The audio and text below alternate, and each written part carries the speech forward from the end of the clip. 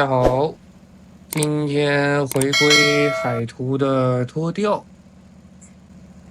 这里是一段小的切片，钓到一条231公斤的小头碎鲨，这也是我回归的第一天。前段时间做了一阵休假的调整，主要是因为腰肌劳损跟坐骨神经痛这两个毛病，也是比较常见的一个老毛病了。主要做的时间太长，经常性的不运动，就比较容易发生这些身体上的小问题，所以也是建议一些久坐的小伙伴，还是经常性的起来稍微做一下运动，会对身体比较好一些。这两个小毛病的话，确实它不能算是完全的大毛病，但是疼起来确实很要命。今天也是我重新买了一根新的鱼竿，这一季中的话，我大概已经买到了第4根。因为前阵子那根鱼竿的话损耗过大，一般来说超过24%的一个鱼竿的损耗就基本已经不再适合脱钓。就可能遇到比较大的一些大型的鱼类的话，它可能整个鱼竿的拉力是不足以起鱼，所以正常来说有一个限制，就是当鱼竿的整体剩余拉力小于引线181公斤的拉力的时候，基本它就已经不太适合脱钓。那我前面也是做了一定功课，反正发现在75坑的这里飞机坑是有一个不错的鱼口，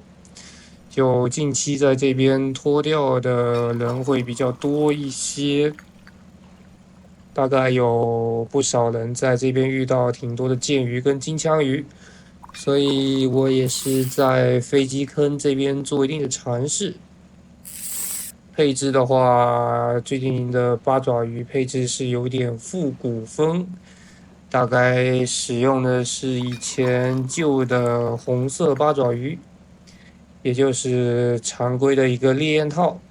当然可以设置一个蓝色的八爪鱼作为一个备选的吸引成分，也是一个不错的选择。那这套配置的话，据说在75坑位这里中心的一个飞机坑会相对比较好一些。卡米的话，整个水层的话，基本是在45米，也是一个比较常规的一个水层。基本上来说是比较容易中鱼的一个水层。当然，这个水层的话，因为属于一个中水层，所以正常来说是剑鱼会比较多一些。金枪鱼的话，因为也算是75坑的一个特产，相对而言，在75坑能够遇到更多的金枪鱼。特指是在脱钓的一个模式当中，它的金枪鱼可能数量更多一些，但是这一趟的话，我并没有遇到金枪鱼，反而是遇到了3条的小头碎鲨。那剑鱼的鱼口的话，我也没有遇到太多，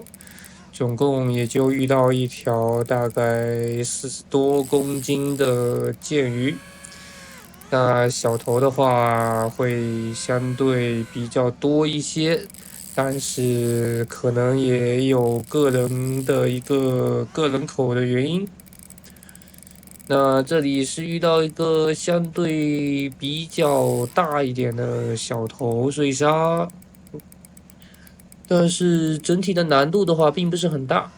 它的特征也相对比较明显。整个冲击的力度的话，以及整个鱼的力量的话，并不是很强。但是由于它喜欢趴底的一个特性，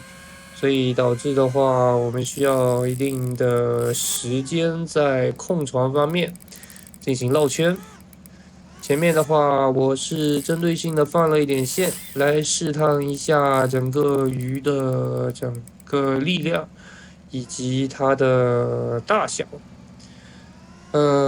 结果我是感觉这条鱼是有一些半大不大的一个情况，所以也就没有打算进一步的放线，也只是说进行一个常规的一个绕圈航行的一个动作，一个准备原地起鱼的一个选择。那因为是小头嘛，基本上来说难度偏低。正常来说，即使停船进行站撸的话，也是完全可以。不过为了保险起见的话，尽量还是等到收线收到只剩下十几米的时候再进行停船起鱼。那这样的话，相对会安全一些。那正常来说的话，小头得达到500公斤以上才有一定的威胁，但是威胁度还是比较小。所以尽管放心的索伦的整个威胁度并不会特别大。这里也是我就不再缩短这个剪辑的部分，因为加速的话可能会对某一些航行或者说一些操作有一定的影响，所以我就把整个过程都放出来，但也不会做太多的解释，因为这条鱼不像剑鱼或者说是金枪鱼那样有一些教学的一些价值，主要是难度偏低，所以后续的话也是可以以一个观察的一个角度来看看我是如何起鱼。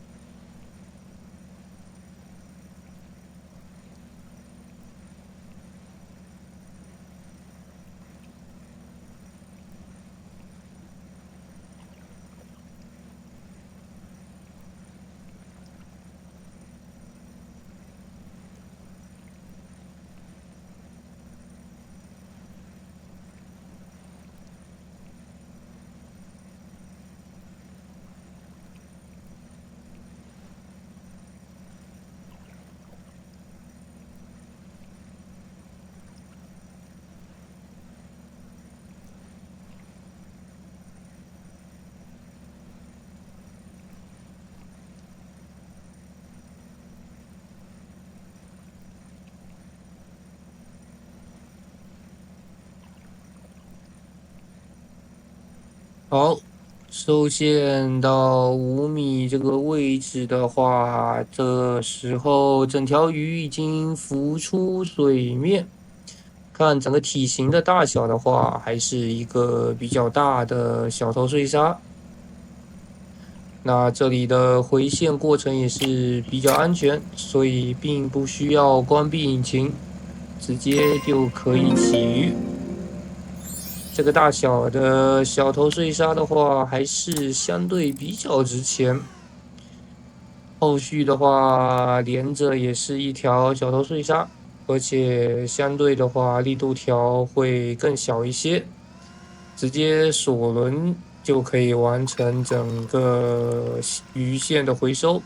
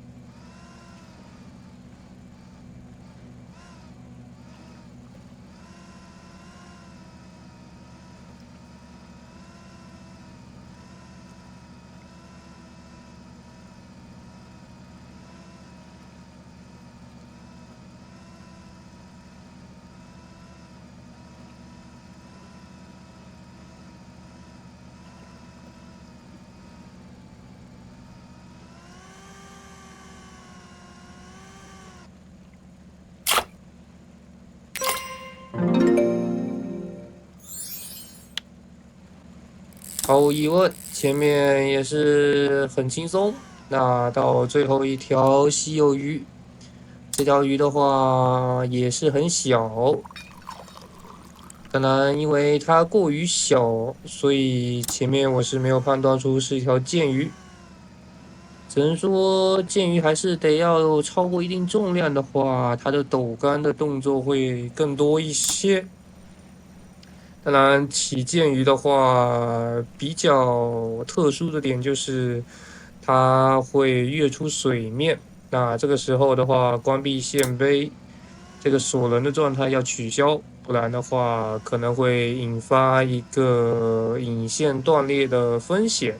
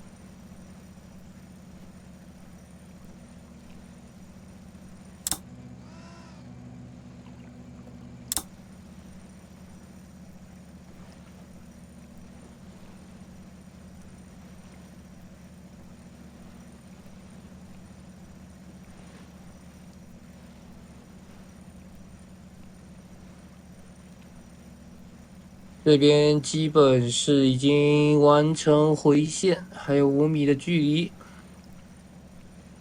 从整个屏幕的边缘也可以看出是一条剑鱼，